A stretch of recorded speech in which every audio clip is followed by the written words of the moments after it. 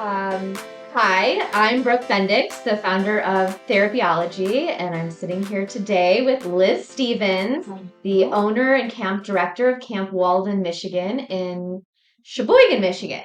Yes, Sheboygan with a C. Sheboygan with a C. Yes, there's a couple of Camp Waldens. There are so many Camp Waldens, Yeah. and we are not the Camp Walden where they filmed The Parent Trap with Right. Lindsay Lohan. So sorry. Yeah. But we're just So we are here today to talk about all things camp from a social, emotional, mental health perspective and kind of give kids as well as parents an idea of what to expect, whether you're first time campers or first time parent who's sending their kid to camp, and a little bit of like common questions and things that we see as I've been coming to camp for over a decade as a camper counselor and now as camp social worker, but it's very different when you see it from the other side as a professional and seeing kids and teens coming in and also parents really struggling with how to navigate certain issues that come up. And so this conversation right here is how do you manage that from for the kids and the teens that we see as well as the parents. So I guess I'd like to start with, maybe I'll take it back. What are the trends that you've seen in the last couple of years? Let's say kind of post-pandemic, from a camp director and owner of these kids and teens that are coming to camp now. Well, I think that there is a little more social anxiety. I think there's a little more social stuntedness. Um, I don't see a huge change. I think that kids' connection with screens has become increasingly um, daunting, Hmm. something that they have to overcome Yeah. once they get to camp, being away from that. But homesickness, anxiety, these are all things that we've seen forever. They may be a little more intense now. I think just the socialization of kids, learning to live with with a group Yeah. of children Yeah. their own age. We talk about because we started our camp therapyology program at the start of the pandemic. And so what we talk about so much is connection. And what camp, especially sleepaway camp, gives you is that connection. And it's interesting when you talk about, the social media and how kids younger and younger, third, fourth grade, are connected to YouTube and their phones, that a lot of the older teens that I see they look at camp as such a way to disconnect from social media and technology and really build on their communication skills and their independence from tech. It's so overwhelming to them, and yet we still see that like the need and the desire for their phones, and we've confiscated some phones, and if we know they all bring them to camp, and so yeah, it's interesting because that's a huge piece of our society with Gen Z, this next generation, that they're so connected, and yet camp brings out that ability to connect human to human. Yeah. And I think that for kids who have been coming to camp, they don't want their phones here. Right. Like they are already they have those connections. I think if you're new coming into camp and you're nervous or you just don't know the norms of camp, um, and you bring technology and it doesn't go over real well Right. with your peers, Right. like maybe it would have, pre-pandemic, Yeah. in 2015, 2016 kind of thing. Yeah. I do think that there is a set of camp norms that there's a little bit of peer pressure not to be not to bring those things. Also, there's not much connection anyway. There's There's no Wi-Fi. What are you gonna do? No, I You can't can't really do it. I tell people I have to stand on the end of the canoe. Hello, can you hear me? Yes, to send a text. Yeah, exactly. Yeah. So I mean that's a big part of it too. But then there's the social piece that we know what they get from being away from their school peers and from home, and the ability to make new friends and meet new people. That's so life changing for kids and what they get at camp. Mm-hmm. Yeah, I think. Well, let's start with just being away from your parents. Yeah. I mean, obviously, being away from your parents is, that separation presents a lot of anxiety for some kids and for parents, right? I'm not going to be there to protect them. I'm not going to be there to guide them. I'm not going to be there to make sure they're eating right or that they are, brushing their teeth every night. That there's that basic anxiety. Then there's anxiety about, socialization. Mhm. Are they going to make friends? Are they going to, Fit in. work in a team? Are they going to fit in? Right. Right. So, you have that anxiety on the part of parents and kids, but I think there's also additional anxiety, needless anxiety, not needless, but anxiety about how a kid is going to do without a parent there, right? Just generally speaking. But kids don't need that. Yeah. They don't, even when they're around, even when they're in their parents' environment, right? They are they know a parent's watching. They know a parent is there to catch them if they fall, or they know a parent expects a certain reaction from a certain behavior, right? And so there's a way that children behave around their parents that they don't that they're freed from. Yeah. There's a certain, I don't want to call it a burden because we all love our kids and we don't want to be a burden to them, right? But there is this freeing of a child when they're out of the sphere of influence of a parent. And sometimes I love it when a parent says, a parent will call and say, well, what did he sign up for? And I'll say something like kayaking. Oh my gosh, kayaking. Never been in the water before. So kids will do things and explore things and react in ways that they don't when they're at home because they're out of their environment. They're in a certain box at home, and that box is protective, and that box is safe, and that box is comfortable. And yet when they're out of it, there's such a huge benefit to them, growth wise. I think they also have the opportunity to be problem solvers. That, I know when I was a camper, when situations would come up in the cabin amongst friends or even outside of the social piece, you have the ability to problem solve on your own without having to go to your parents or other family members. That's a huge sign of growth and independence. That's huge in what they learn and take at camp. I mean, we talk about the social piece and the idea of being away from their parents and their family of origin, and that's scary to any younger kid, even a teen too. I mean, we see lots of, teens here between 13 to 18 who there still is, even after years of being here, some anxiety when you first show up to camp. Like, what is the summer going to bring?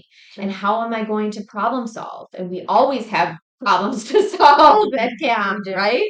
We do.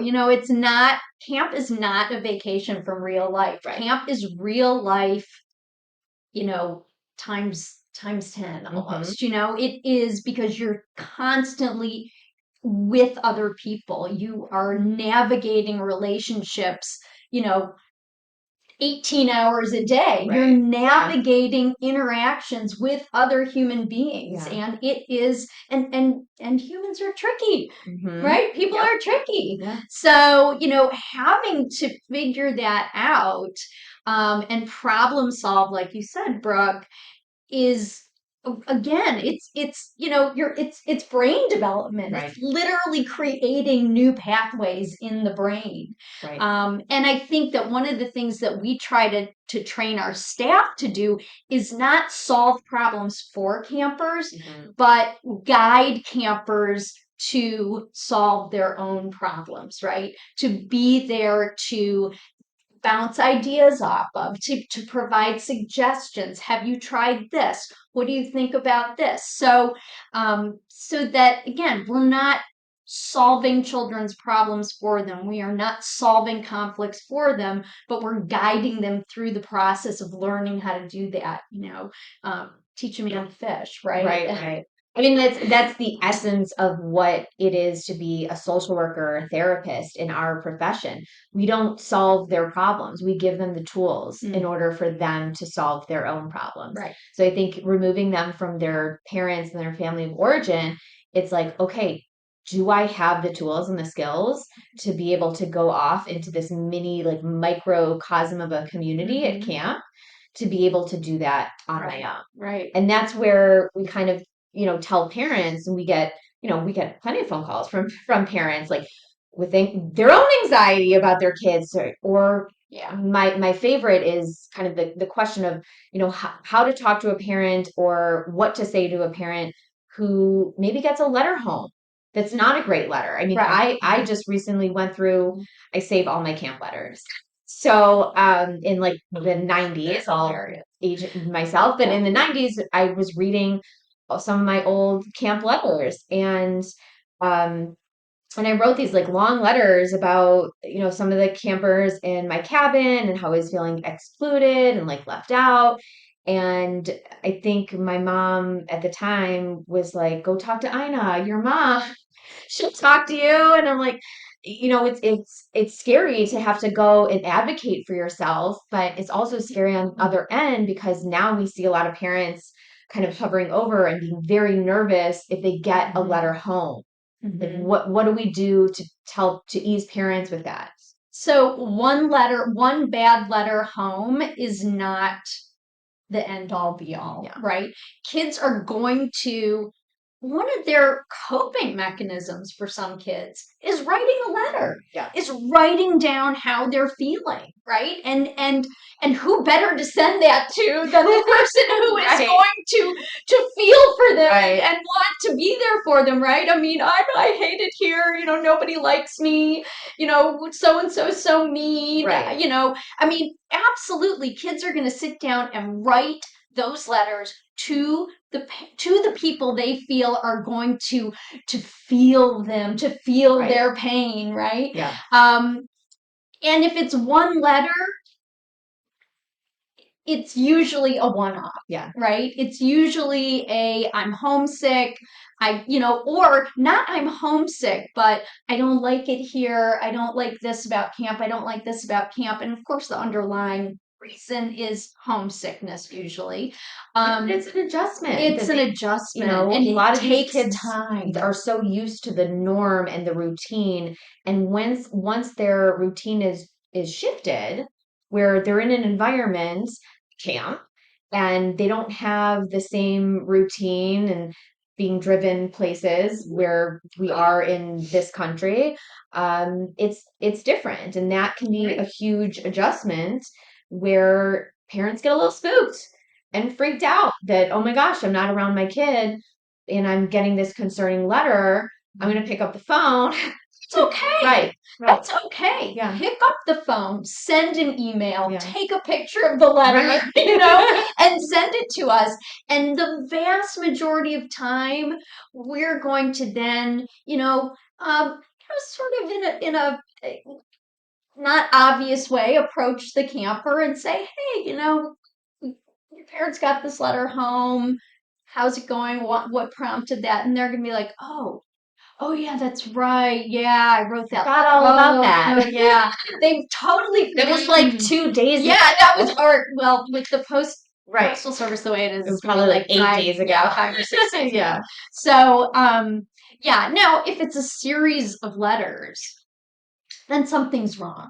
A little more concerning. Then something's concerning, Yeah. right? Right. Right. The ones that after camp is over Yeah. get a call or an email from a parent saying they were, my child was so homesick and nobody knew or nobody did anything or nobody, if we don't Right. know. However, I think Camp Walden and you guys do a pretty good job of training and educating the staff and the counselors to at least check in with every camper, and especially the ones that are the quiet ones, the ones that are, I'll say, the loners or kind of keep to themselves. Those are the ones that tend to kind of be a little bit more concerning, where counselors or staff, and you have social workers on staff now that can also kind of check in with some of those kids and say like, hey, what's going on? How do you like camp?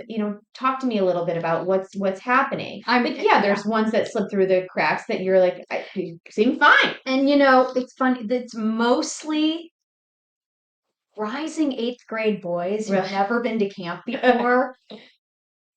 They don't want to tell you, right? Seventh and eighth grade boys, they don't want to tell you. And I've had kids who look like they're having a good time at camp for 2 weeks who go home. Now, I also believe that it takes longer, especially post pandemic, it takes longer for kids who are teens, in that middle school Yeah. age to become comfortable at camp, Right. to feel comfortable at camp. And if you're here for 12 days, it's highly likely, but it's possible that you will go home feeling, that day before you go home, you're going to be just as homesick as you were 3 days into camp. Right. I mean, there's a certain trajectory for some kids that puts them at like the peak of homesickness at the end of that 12 days. So, and I have had kids who have begged me to go home,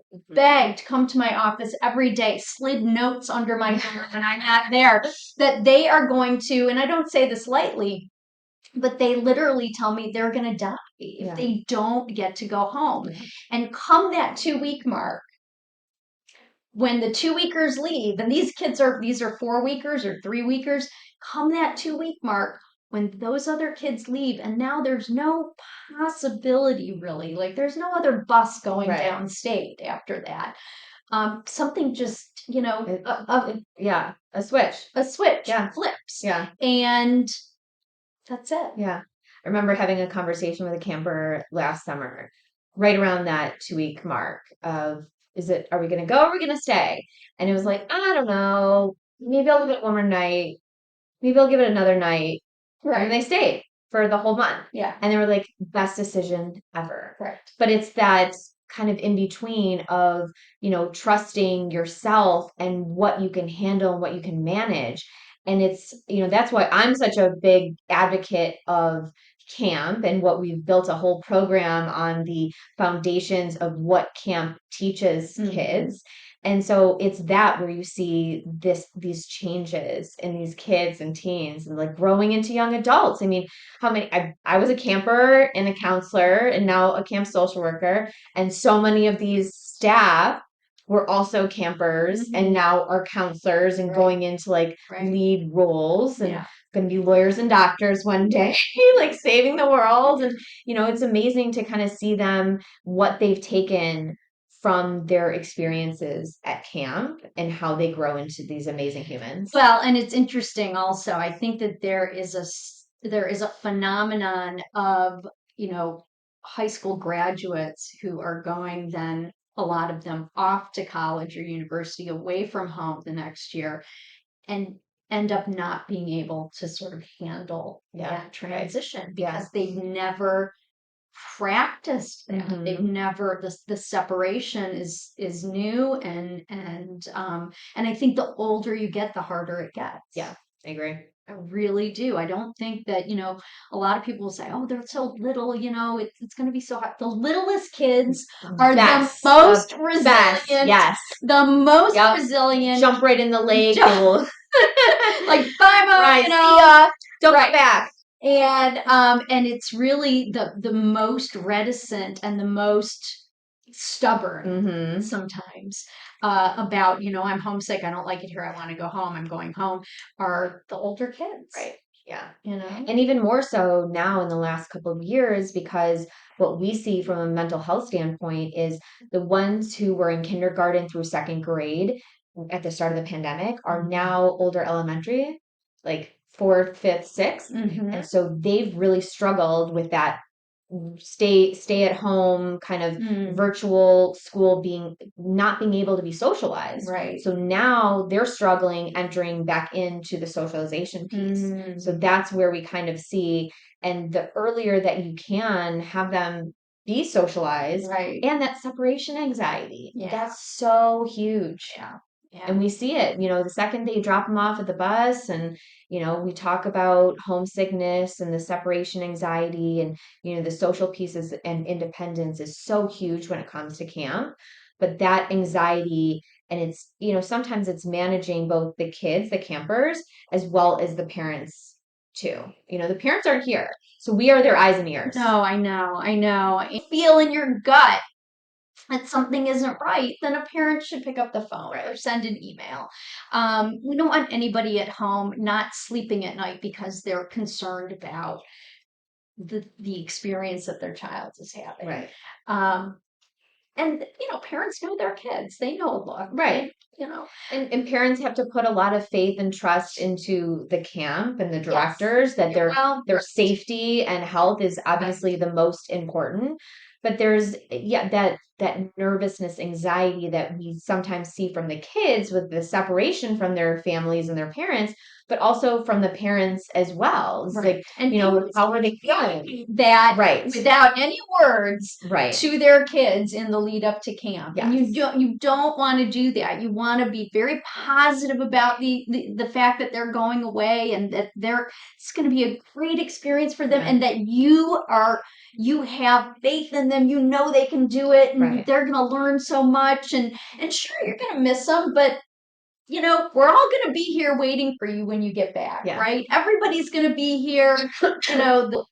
What advice, what would you tell to parents who maybe it's their kid's first time at camp, that they're a little bit anxious and nervous, and they want to make sure that their kid is okay? It's not only for the kids being away for the first time, but it's the parents' child being away. Right. And trusting in camp that they're going to be healthy and safe, but their emotional well-being, emotional safety.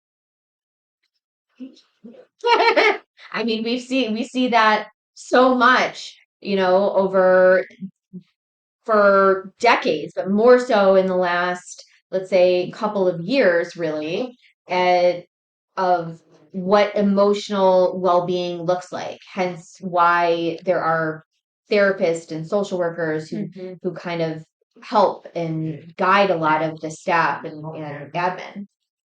And thank goodness for that. I mean, it's so great having professional social workers, professional therapists at camp. I mean, you carry you take a lot off of our plate, which is great because you're the professionals, right? I mean, we can only do so much. So what I would say to parents is, number one, talk to your campers about homesickness, because they're going to be homesick. Say you're going to be homesick, and and how are we going to cope? Let's talk about what you're going to do. Let's talk about how that's going to feel. Let's talk about what's going to make you feel better. Let's talk about who you can turn to, who you can go to. Have that conversation. Don't avoid it because your kid starts tearing up every time you start talking about it. You've got to go there, because their counselor, I've said this before, should not be the first person talking to them about their homesickness. That is an unfair burden to place on a 19 or 20-year-old counselor. So talk to your camper about homesickness, even if you don't think they're going to be homesick, because I've had plenty of parents say to me, we didn't think he was going to be that homesick, you know? So it's going to happen. Yeah. It is going to happen. And, I would say have faith in your kids. They're so resilient. They really are. Yeah. And behave differently in an environment where there's a lot of oversight at camp, right? So at school, I mean, I think the ratio of teachers to kids, and Right. administrators and professionals to kids is a lot lower, and there's a lot less one-on-one, and there's a lot less. I think at camp that we are a community in which there are norms that are perhaps more obvious Right. than at school, right? And especially because you're a community in which you're living Yeah. there. You're not just going there for the day and then going home. But so I think sometimes parents think, oh, I know this kid from home and this kid does this and and I don't want to. Yeah. They do behave differently at Yeah, camp that's true. sometimes, because there is a different set of expectations, and Right. it's just a different milieu. It's a different environment. So Yeah. I would say that too. We talk about, like, from a therapeutic standpoint, like, normalization. So these are normal human emotions, human feelings, like to be homesick. And even happens with adults too. Oh Like my to gosh, be yes. away from home, to be in a foreign environment that you're not used to. I mean, I've been coming here for years, yet even as an adult, sometimes it's like the feeling of kind of being transported as was when I was a kid, and that feeling of like, oh, I kind of miss home a little bit, even though I love to be here. But normalizing those emotions are so crucial, Yeah. as well as we talk about like coping ahead. So if you can, as parents, really put the tools and the skills in your kid's brain early on, Coping ahead, so I that love that. they know, like, here's what you do. Liz can be your last resort, right? There are kids in your cabin. There's other your bunkmates. There's your counselors. There's social workers. What can you do if you're feeling sad or down or homesick, or you have a problem? Who do you turn to? And we talk about that early on at the beginning of camp when all the campers come, is like, what do you do? So that they know. But parents can do that ahead of time. Oh, I wish they would. Right. They can do that ahead of time before they get to camp. Right? Yeah. Some of my strategies are, I will ask a camper to write, the pros of home, the pros of camp. And the great thing about that exercise is the pros of home, they're all going to be there still. Right. All those pros are there. The pros of camp, you only have this limited amount of time to really take advantage of all these things in this column. Yeah. Right. So I love doing that. And, I know the kids like to bring pictures of family and pets and things like that. Sometimes, I mean, you have to ask your campers, make you more homesick to see a picture of us every day, taped up next to your bed, or is that going to comfort you? Right.